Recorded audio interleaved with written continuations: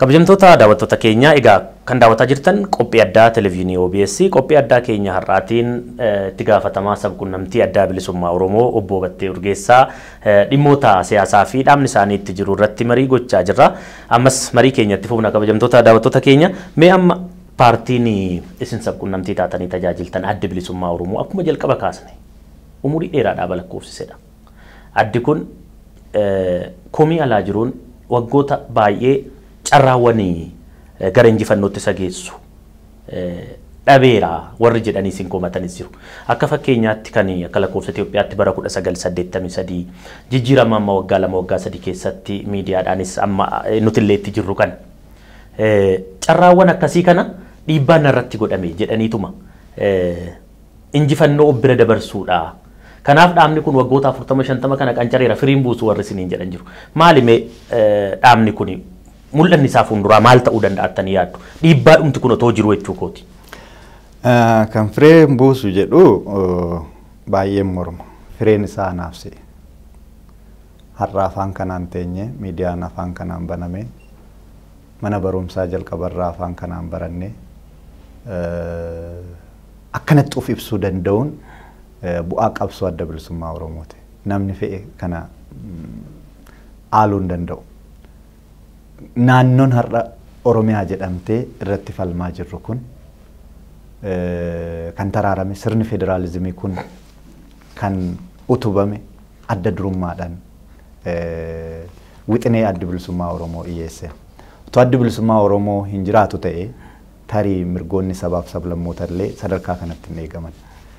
Oromoon gaafii gaafateef kan gaafii warra Kibbaas, gaafiin Beenishaangul, Gaambeellaa kun akka naannoo isaanitti of danda'anii akka ijaaraman kan godhe.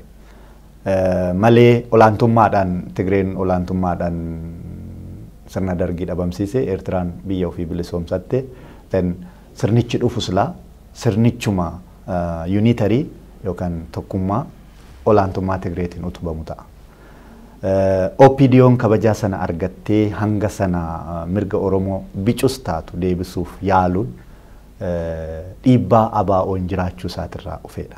Uumamumti OPDO'tu ABO'n mirga Oromoo sharafuu didurraa kan ka'e waahila wayyaanee fi Shaabiyaa wajjin ta'uu waan hanqateef akkuma isaanii birmadummaa biyya isaatiif waan falmatuuf piroojeektii Oromiyaa qooddatanii yookaan risoorsii ishee saamuudhaaf qaban sanaaf OPDO boojuu waraanaa Shaabiyaatii fi wayyaanee keessaa walitti qabanii ijaaruun isaan barbaachisa.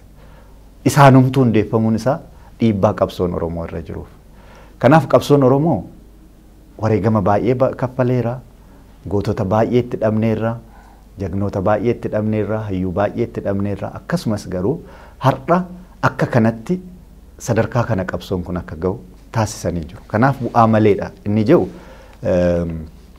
aangoo amma masaraa mootummaa dhuunfatanii hidhama Oromoo oolchuu, ajjeechaa Oromoo hanqisuu, saamama lafasaa kana hanqisuu dadhabuu keenya isa qofaan malee bu'aan qabsoon ABO fincillee ABO yookaan warraaqsi ABO'n geggeeffame warraaqsa hawaasummaa ture. Akka hawaasatti Oromoon warraaqsa geggeessee jira. Kanaaf amma dhaadaan Oromoo bakkatti deebi'ee wanti akka irreechaa, wanti akka sirna gadaa kun deebi'ee akka leelisu kan godheedha. Kuni warraaqsa hawaasaati. Warraaqsa afaanii geggeesseera. Afaan kana badiirraa oolcheera. Poolitikaa gaafa Afrikaa, poolitikaa Oromiyaa, daangaa Oromiyaa taraaree jira. Haa ta'uti daangaan nuti kaartarraa qabnu kan amma jiru hoo ta'ullee baate jechuudha. Suni falamaadhaan itti deemuu danda'ama. Nuti walloo keenya jennee falmanna Finfinnee akka giddu galaa isaan buqqisanii federaala jala galtii yookaan akka burjaajiitti uuman kanatti otoo hin taaneen handhuura Oromiyaati. Handhuura Oromiyaa handhuurri kee kan kee miti jechuun falamaa hiikan qabneedha. Garaan eega kee ta'e handhuurri achirra garaa keetirra jiru akkamitti kee ta'uu hanqata. Kanaaf wantoota isaan akkasitti qaawwatti uuman dhimma Dirree Dhawaa, dhimma Mooyyaalee, dhimma Finfinnee, dhimma hanga raayyaatti bal'atu gaafii qabna. sana deemsan kan itti deemnu ta'ee garuu Oromiyaa kan jedhamtu steetiin takka akka uumamtu ta'eera. Kanaaf firee qaba. Aangoo siyaasaa dhuunfatanii Oromoo darararraa hambisuun dirqama dhaloota kanarratti kufeedha. Jagnoonni keenya, gootonni keenya asiin ga'anii jiru. Har'a qabsoon uummanni Oromoo immoo itti jiru kun kana mirkaneessuuf. Bara wayyaanee akka itti bahame waan godhame waan beekamu waan sana warri keessa turee fi hangafoonni keenya Jalleencoo Dalataa fa'aa dabalatee si'a adda addaa isin birattis gara biraattis waan dubbataniif sana irraa dubbachuun nan barbaachisu seenaa keessa tures waan hin taaneef ani ijoolleedha yeroo sana. Garuu dhiibbaa godhameen dhiibban sun dhugaadha. Qaama mootummaa Ameerikaa, Eertiraa akkasuma wayyaanee ta'anii dhiibbaa opereeshinii cimaa kan waraanaa kan tikaa godhaniiti ABO akka sanatti dhiiban. Maaliif gaafiin isaattu gaafii jabaa. Gaafiin ABO akkuma isin jedhe gaafa Afrikaa kana reconfigure kan godhudha. Ammallee hariiroo sabaaf sablammootaa gidduu jiru tasgabbeessee olaantummaa murna tokko kan cabsudha. Kan ammoo olaantummaa murna tokko kan barbaadu saaminsa irratti hundaa'u murni fedhu sun akkaataa sanaan qabsoo Oromoo gurraachessee ABO dhiibuu danda'eera. Kan bara kanaa immoo nuu taajjabaa jirra. ABO'n qaama sadaffaa Eertiratti mariidhaaf yoo gaafate illee maal jechaa turre asii? Qaama tokko sadaffaa maal barbaachisa? Ijoolleen kun ijoollee keenya. Warri amma tiim lammaan jijjiirama fidan kun keenya afaan tokko dubbanna. Kanaaf sirni duraan wal dura dhaabbataa turan sun dhabamee jira. Uummanni Oromoo nuyi wabiin keessan galaa qeerroodha qabsoo kanaan kan asiin ga'e galaa ABO'n addatti maaf haba jedhamaan turre. Dhiibbaa sanaan dhiibbaa uummataa sanaan qaama sadaffaa sanallee dhiisee marii walta'iinsa jila Dr. Lammaa Magarsaatiin hoogganamuun godhameen amanee galeera. Eega galee kaasee garuu dhiibbaarra ga'u kanuma argaa jiru kanuma gabaasamaa jirudha. Kana keessaa hin baanu jenneeti kan si galee bara ce'umsaa dhiibban hamma kanaa dhaaba kanarra hin geenye dhugaa sitti muudha. Maaliif hoggana hojii raawwachiiftuun hamma kanaa hin hidhamne bara sana hin hidhamne hojii raawwachiiftuun dirreetti ba'anii qabsoo hidhannooti irratti sanaan booda jaalna dhiinfaa kan harka diinaa kufuu danda'an malee nam tokko hojii raawwachiiftuu keessaa hin hidhamne asitti gumiinsa baa hin hidhamne biiroon gullallee humna poolisiitiin akka kanatti hin uggurame ufiif kanaan booda qabsoo hidhannootti nu baasa jedhanii labsanii bahan. Gaafa bahanillee bar hogganoota akka Leencoo fi Diimaa fa'aa xiyyaaraan geggeessan wayyaaneen. Otoo laalanuu geggeessan. Maaliif geggeessan jettee yoo gaafatte jarri kuni hoggana simboolidha. Isaan kabajuun uummata isa duuka jiru kabajuudha jedhanii waan laalaniif. Hidhannumaa wal fixachiifna jedhanii waan amananiif. Hoggana sana achitti dhukkaamsuu ni danda'u turu ajjeesuu ni danda'u turan. Har'a hoggana jechuun mallattoodha. Dhaaba sana duuba namatu jira jettee yoo kan laaltu ta'e hogganni sun immoo miseensota duubaa qabu sana hogganaa jira. Fedhii dhuunfaa isaatillee miti for that matter. Amma Jawaaris ta'e Jaal Abdiis ta'e Jaal Mikaa'el fedhii dhuunfaa isaaniitis ta'uu dhiisuu danda'a beekte. Akkuma fedhiin dhuunfaa isaanii akkuma jirutti ta'e hawaasa hoggansa isaanii amanee isaan duukaa bu'ee isaan wajji wareegame sanaaf kabaja laatuuf har'a beelaan duuna kan jechaa jiran. Kanaaf murni har'a ABO irratti duulu kunis otoo Oromoof kabajaa qabaate duudhaa Oromootiif kabajaa qabaate isaan amanee hidhannoo hiikkatee hoggana waraanaa waliigalaa ta'ee otoo jiru hidhannoo isaa lafa kaayee qaama gale sanaaf kabajaa laatuu qabu. Laatuu qabu harka isaanii galeedhaaf har'a akkanatti itti taphachuun qaban. Galee jagna beela'ee jira saba Oromootiif gaara fi gammoojjii keessa naanna'eera waan baay'ee dabarseera namoonni kun har'a waan qabu hundaas amanee lafa kaayee akkuma bara Itayyaa beekta bara Itayyaa ajjechaan harma muraa jedhamu suni akkitti ta'e jedhamee seenaan nus ollaa sana waan jirruuf nutti himamaa ture maalidha nagaa buufnaa eboo keessan qabattaniin dhufinaa jedhameeti dhiirri eboo mana kaayee nagaadhaaf araaraaf ufe gaaddisa sanatti. sanatti karaa holqa sana keessa dabarsanii kan dhiira ciqilee intina isaanii harka isaanii irraa muran. Har'a sokkoo kanatu ta'aa jira. Fiizikaalii harka murin malee si amanee waan hunda isaa dhiisee harka maratee harka bulchiinsa kee jala nama galee har'a sababa tokko malee mana hidhaatti dararuun ganuudha. Ganuun sun immoo nu qofaa miti. Akka jaarmaatti ABO qofa miti. Hawaasa Oromoo yeroo sana hoggansa jara kanaa hoggana keenya. Ijoolleen kun ijoollee keenya. Yoo balleessan hin adabanna. Isaan nu haa ceesisanii koottaa dorgomaa jedhan san Oromoo mara ganaa jiru. Ganuu kanarra jirra waan ta'eef balleessa keenyan waan carraa nu darbaa jiru jettee fudhachuu hin dandeessu. Uummanni Oromootillee akkasitti haa hubatu. Rakkoolee ammaa isin kaastan dhaaba keessan irras jiru uummata isin bakka buutanis irras jiru kanaaf sababa guddaadha kan jedhame tokkummaa Oromoo laafuu fi diigamuudha jedhanii kaasu namoonni. Tokkummaa kana diiguu keessatti immoo hooggantoonni paartilee siyaasaa kamiyyuu kan adda bilisummaa Oromoo isin bakka buutanii dabalate gahee guddaa keessaa qabu. Gahee kana kallattiidhaan garuma keessanitti akka dhufuu fi barreeffamoota miidiyaa irratti isin barreessitan tokko ilaaleetan namoota biras paartilee biraa morkattoota paartilee si wajjiniin ta'an kana biras rakkooleen akkasii akka jiraniin ka'a. Akkuma fakkeenyaatti torban darbe keessa barreeffama isin barreessitan keessaa gama tokkoon harcaatota maxxantootaa fi gantoota wajjiniin falmina. Gama tokkoon immoo weerartoota wajjin falmina jedha. Kanatu gufuu qabsoo keessanii ta'ee fakkaata. Yaadichi yaada dhuunfaa ta'ullee hooggantoonni paartilee hunda keessa jiran yookaan dhaabbilee siyaasaa sabaaf hundaa'an kana keessa jiran akkanatti jecha wal madeessu jecha tokkummaa Oromoo laaffisuu danda'a jedhanii kaasan kana dubbachuun isaanii uummata bakka bu'an sanaaf tokkummaa Oromoo laaffisu jettanii yaadduu obbo Batteesin. Kun hin laaffisu kontekstiin addaatti yoo fudhatame malee gosa Oromoo kamiyyuu keessa godina Oromoo kamiyyuu keessa harcaatonni jiru, jagnoonnis jiru. Harcaatonni ilaalcha malee saba kamiyyuu, gosa kamiyyuu yookaan ganda kamiyyuu bakka bu'u. Bara Mililikiin kufne sana gantoonni turan, maxxantoonni turan. Oromoon kufuudhaaf sababni numa keessaa kan bahe.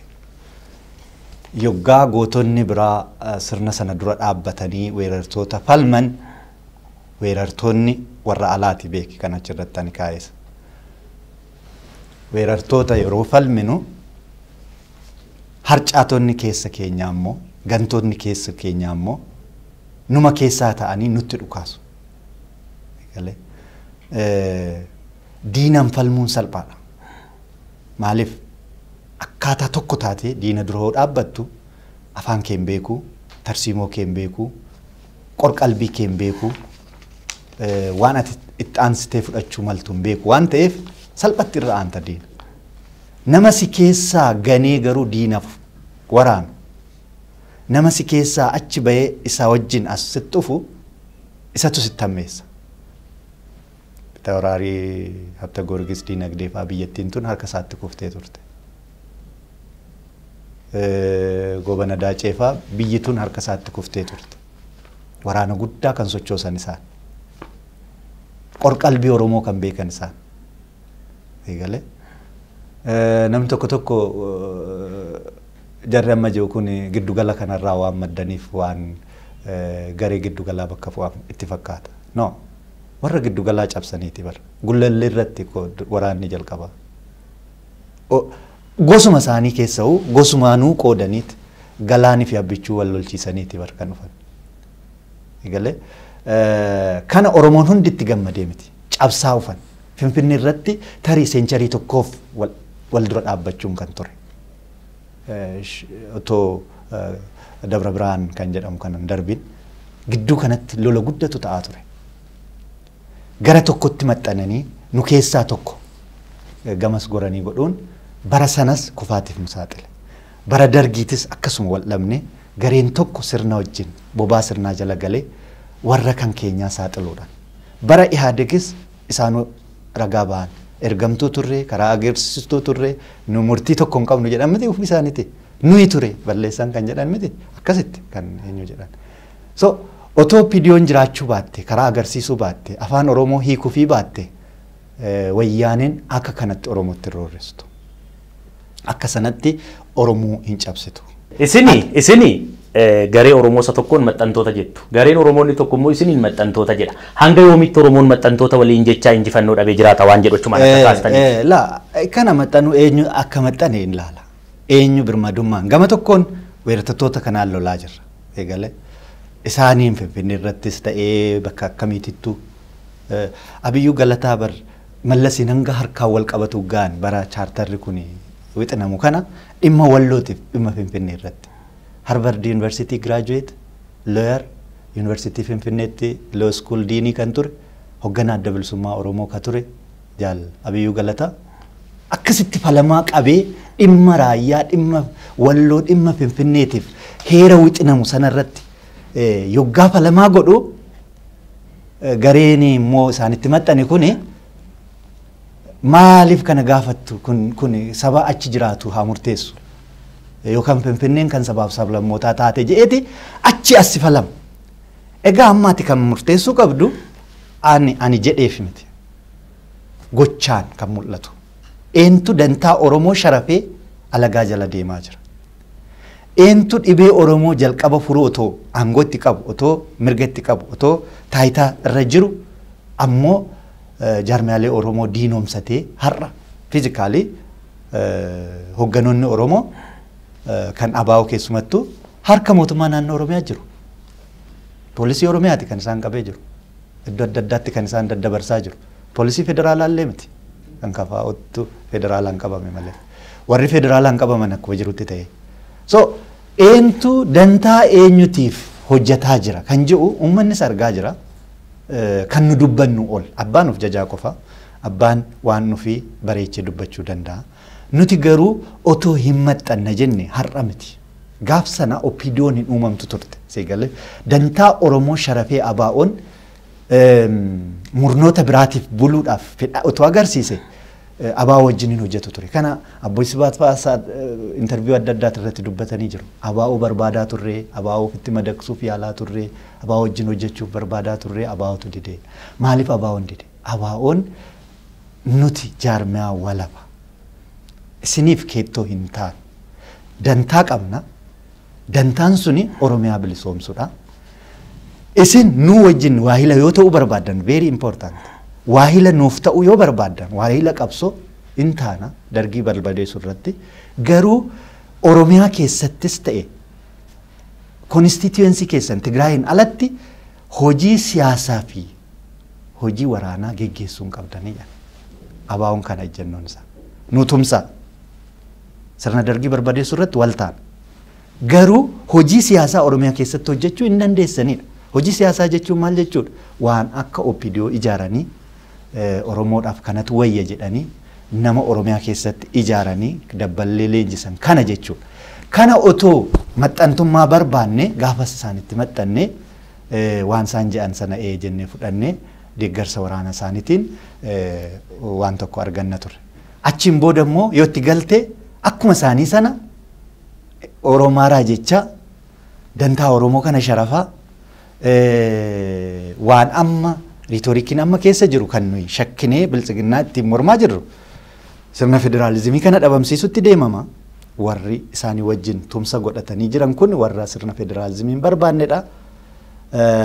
Federeeshinii sabdaneessaa kana dhabamsiisuu barbaadu qabsoo saboonni wareegama isaaniitiin argaman tan kana duubatti deebisuu barbaadu shakkii jedhu qabna. Ammoo qabatamaanis waan akkasii mul'isaa jiru. Kanaaf isaanitti maxxanuu jechuun isaanii wajjin tokko ta'uu jechuun sagantaa kanaaf baabsuu jechuudha. Kana dinni ammoo mirga diduun by the way ani akkansi ta'u narraa eeguun qabdu. Ana ta'ee atis Oromoof qabsaa anis Oromoof an qabsaa. Ilaalchi keenya adda adda ta'uu danda'a. Tarsimoon keenya adda adda ta'uu danda'a. Garuu wal kabajna.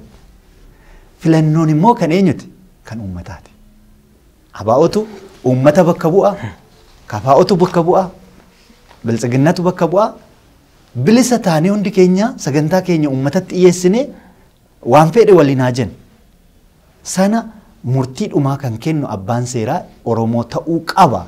sana hanqisee si maxxantu jedhee abamsiisuudhaaf hiriira nagaa sirratti waamuun Mombaasaa dhaqee Alshabaabitti si akeekee ABO fi Alshabaab godina kana keessaa balleessina jechuun Oromummaa dagaagsuu miti. Yookaan mirga dimookiraasiitillee tiksuu miti. Paartiin kun seeraan galmaa'ee biyya keessatti socho'aa jira. Yakka hojjete yoo qabaate akka Alshabaabitti yakka hojjete yoo qabaate sirna sanaan asitti gaafatta malee tumsa alagaa achi deemtee hin gaafattu. Gara xumuraatti deemnamee amma ABO'n akkuma isinuu kaastan paartii didaadha. Diddaan kun immoo Oromoo dhaloota tokkotti lakkaa'amu miidheera. Maqaa dhaaba kanaatiin dargaggoonni meeqa barnootaan ala ta'aniiru, hojiin ala ta'aniiru, qaama isaanii dhabaniiru, du'aniiru. Diddaan kun waggoota 50 itti fufeera. Diddaa kana keessaa bahee Oromoon yoom nageenyaan qe'eesaarra akka amma kaastan kanatti jiraata jedhee abdata dhaabni keessan. Diddaan kun dhaabuma diddaadhaan guutame ta'ee itti fufuunsaa kun miidhaa Oromoon waggoota dheeraa lakkoofsise kana irratti dabalee miidhaa kana caalu hin fidu. Diddaan kun daandii isaa jijjiirratee akkaataatti injifannoodhaa fi galma isaa ga'u mijeeffachuudhaaf maal kaawwatee deemaa jira? Diddaan kun ammallee irruma jira waan ta'eef hankaasa kana. Diddaadha. Diddaan nuun hin jalqabne, ABO'n hin jalqabne. Diddaa Oromoo. Gaafa calanqotti Oromoon kufe diddaarra ture. Gaafa Arsiitti kufe diddaarra ture. Gaafa Finfinneen qabamu diddaarra ture. Uleen cabee, uleen tufaa, cabee goota gullallee kan jedhamee walaloo walaleeffamee fi tufaa muunattu gullallee irratti cabee gaafa sana Finfinneen qabamte. Maccaaftuu lamni diddaarra ture, diddaa sana dhaale. ABO'nis akka dhaabatti diddaa Oromoon baroota dheeraaf qe'ee koo, aadaa koo weerartootaaf hin laaddu. Uf hin dhabu. Afaan koon dhabu. Gaafa Afrikaa irratti saba guddaa ta'e harka kennadhee of dhabee seenaa koo dhabamsiisee warroota biraatiin hin bulu jedhu sana isa sana belbelchaa kan asiin ga'e sana ABO'n dhaale. Nutis ABO keessatti dhaloota baay'ee dabarsineerra. Nummoo dhaloonni amma nu jirru kun immoo diddaa'uma abboota keenyaa sana dhaalle. Diddaan kun akeeka qaba. Akkamatti diddaaf jechan didamne. Akeekni isaa birmadummaa qe'eesaa, abbaa biyyummaa isaa mirkaneeffachuudha. Hanga qe'eesaatti abbaan ta'initti, hanga ajajaa dinagdee isaati irratti hin ta'initti diddaan kun itti fufa. Ani haa dhaabbatu jedheef hin dhaabbatu. ABO'n otoo ka'ee ani diddaa kana dhaabe jedhee hin dhaabbatu. Akkasitti herreega namni baay'een dogoggoraan. ABO biraattu. ABO kanarra finiinaa ta'etu dhalata. Akkasitti yaadamuu qaba. Maaliif akkuma qaroominni dabaluun, akkuma beekumsi dabaluun namni waan koo waan jedhu sanaaf jecha. Diddaan kun gaafa Afrikaa miti Awurooppaa fi Ameerikaa jeeqaa jira. Seegalee sabboonummaa jechuun galmi isaa qe'ee ofiititti abbaa ta'uudha. Hogganaa qe'ee ofii ta'uudha. Namni kamiyyuu immoo mana ofiititti gabrummaan buluun barbaadu. Abbaan biraa alaa ofee mana keetitti abbaa warraa akkasii ta'u hin barbaaddu. Kun dammaqinni akka dabalaa dhufuun dabalaa deema. Biyyoota Awurooppaa keessa baay'ee isaaf sabboonummaadha kan sheeppi godhe. Beektaa biyyoonni addunyaa hoggaa 100 dura biyya 50 caalan empaayeroota turan. Biyyoota har'a 200 alatan kuni sabboonummatu dhale. Diddaa uummataatu dhale. Maaliif empaayeroonni saboota cunqursanii walitti qabanii humnaan olaantummaa garee aangoo qabatee sana agarsiisanii afaan sana aadaa sana irratti dhiibbaa godhanii fudhachiisanii bulchu turan. Kanatu fincilee yeroo dhoowee biyyi adda addaa dhalataa dhufe. Ammas sabboonummaan Oromoo galmisaa yookaan sirna federaalizimii sabdaneessaa ka hundi keenya qixa itti taanu qe'ee keenyatti immoo abbaa itti taanu dhugoomsuudhaan mirkanaa yookaan biyya walabaa hundeeffachuudhaan galma ga'a. Duubatti hin deebi'u. Sabboonummaan duubatti hin deebi'u. Kanaafi nuti Akkuma ati kaafte anis qaama warra wareegame keessaa mana barumsaas warra ari'amu keessaa dismisaalillee warra argatu keessaa tokkon ture. Jaallan of biraa dhabnes baay'ee qabna. Hundi keenya ni beekna. Garuu gaafiin ta'uu qabu namoota kana maaliif dhabne? Imaanaan erbuun waliin seenne sun maal ture? Har'a otoo abjuun sun bakka hin gahin aangoo harcaatuuf jecha sagantaa keenya gannee diddaa Oromoo kana dhaabsifna wajjenne ganuudha. Warreen lafeen isaanii gammoojjitti qubate sun. Jaal Magarsaa Bariifaa yeroo iddoo tokkotti awwaalaman sana kiristaanaaf islaamaan addan baanu jedhanii hoogganni ABO 11 iddoo tokkotti awwaalamu sana waraqaa bicuu irratti barreeffamee walaloon tokko kan walalleeffamu jira ABO keessatti. Nuti birmadummaa Oromiyaatiin lafeen keenya foon keenya allaattiif lafeen keenya gammoojjitti hafeera. Jaallan haftan garuu hamma kaayyoon kun galma ga'utti adaraa Oromiyaa isinitti kennineerraadha. Imaanaa sana baata aloonni kun. Ijoolleen hiriyoonni keenya nu biraa hafanis miidhamanis maaliif miidhaman? Diddaaf qofaaf hin miidhamne, jibbaaf qofa hin miidhamne. Dharraa qabna, abjuu qabna, abjuun sun abbaa biyya keenyaa ta'uudha. Otoo sanaan hin gahin yoo diddaa sana karatti dhaamsuuf yaalle ganuudha. Dhaloota darbees kan wareegames kan har'a dhaagnaa hir'ates ganuudha. Yoo mi'aan gawwan madhaamni keessan waggaa 50 lakkoofsise jenne bu'aan ni buuse akkuma jirutti ta'ee dubbii amma jettan kana bira ga'uudhaaf yoomidha amma uummanni kana eega. Dhugaadha sana abdii kutatuun qabu uummannis qabsoon Hind fakkeenyaaf kana ol lakkoofsise gara bara dhibbaatti kan South Africaatis gara waggaa 90 dhibbaatti kan malka gahe. Wantichi kan gaafatamuu qabu gaafiin nuti gaafataa jirru kun gaafii sabaati moo gaafii sabaa mitiidha. Gaafii sabaa eega ta'ee waan kana saffisiisuunii fi yeroo gabaabaa keessatti mirkana sanarraan gahuun kan hunda keenyaa ta'a. Hanga daandiin keenya qajeeltuu ta'etti yeroon dheeratee daandii kana dhaabi jechuun sirriin ta'u. Tokkoffaa akkuma siin jedhe ganuu ta'a warra daandii kanarratti kufan. Hafuurri na cite jettee amma namoonni tokko tokko jaarsoleen keenya tokko tokko daandii biraa qabatan dadhabbii irraa frustration irraa ta'uu mala. Garuu akkas jechuun qaban ani dadhabe iddoo kanarraa isinitti fufaa jechuudha malee waan ati dadhabdeef waan ati abdii kutatteef daandii kanatti immoo jalladhaa jechuun qabdu.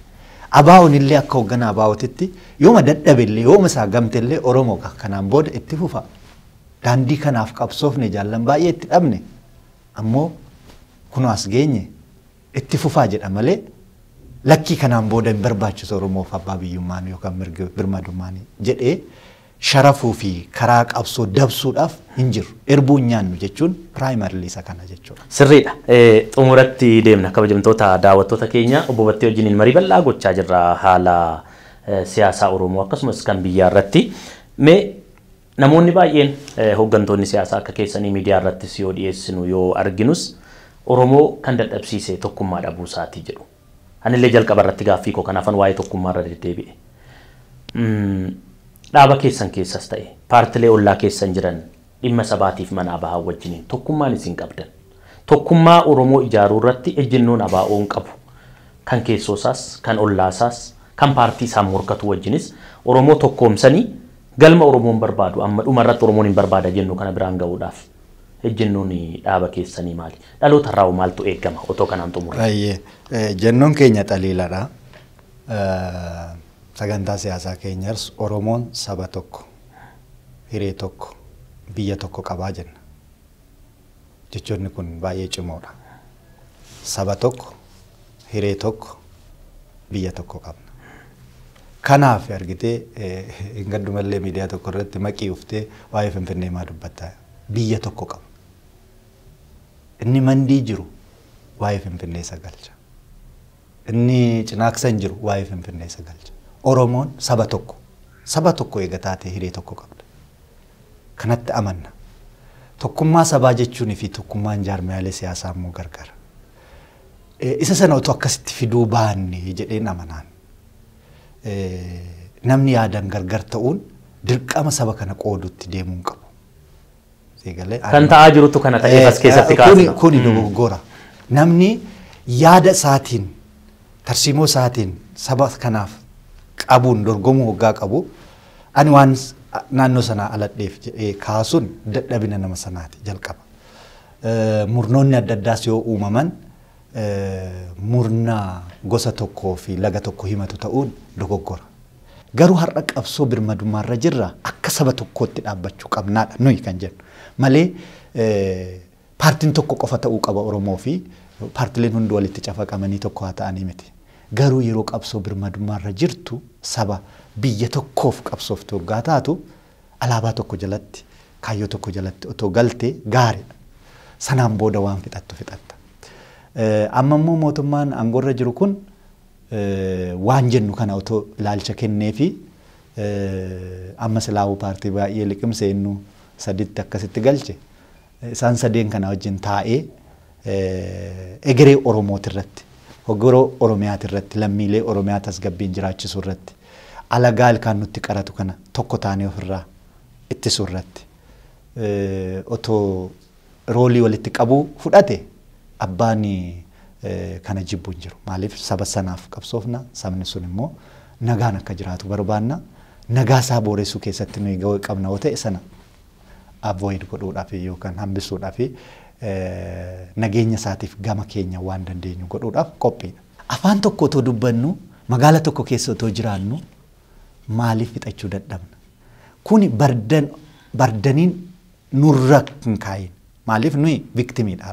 Hidhamaa jirra, adabfamaa jirra, biiroon nurraa cufamee jira. Gita sanaan hin ilaalamnu kana shoora sana taphachuudhaaf. Isa mootummaa qabatee, isa barcumarra jiru, isa poolisii ajaju, isa kanatu walitti qabee maaliif akka warra naannoo Amaaraatti godhan maal fakkeenya fudhatanii bilchiginnaadha lamaanuu. Maal jedhee ibsa baase warri Amaara? Aabin koo ilmoo keenya. Yoo dogoggoree hin gorfanna malee hin diinomsinu jedhe. Pirezidaantii isaaniitti gabba'ee dubbate. Eegale. Har'a aabin naannoo Amaaratti biiroon tokko jalaan cufamne. Miseensi tokko jalaan hidhamne. Akka carraa ta'ee walgahii tokko atillee na argiteerta. Waliin turre as Bishooftutti beekta hogganoota isaanii wajjin. Tasuma namni nu jalaa hidhamee hin beeku wanta akkasii nurra gahee hin beeku jedhan.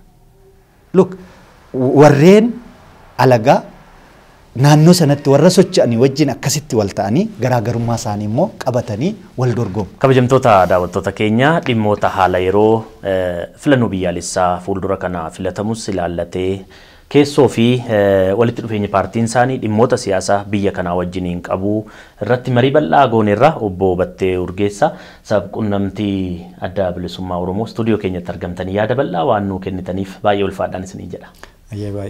Daawwattoota keenya qophii keenya addaa dhimmoota adda addaa irratti xiyyeeffannee itti gaafatamaa sab-qunnamtii adda bilisummaa Oromoo obbo Battee Urgeessaa wajjiniin taasisaa turreerra hubannoo akka argattan abdiin qaba. Qophii kana qopheessuudhaan Birraa Laggasaa isin faana ture ogeeyyiin kaameraa keenya Sayyid Hussein Abdulqaadirii fi Hawwii Gurmuu dhimma kana qindeessuudhaan nu faana turanii waan nu hordoftaniif ulfaadha. Yeroo biraa walitti deebina. Horaa badhaadhaa.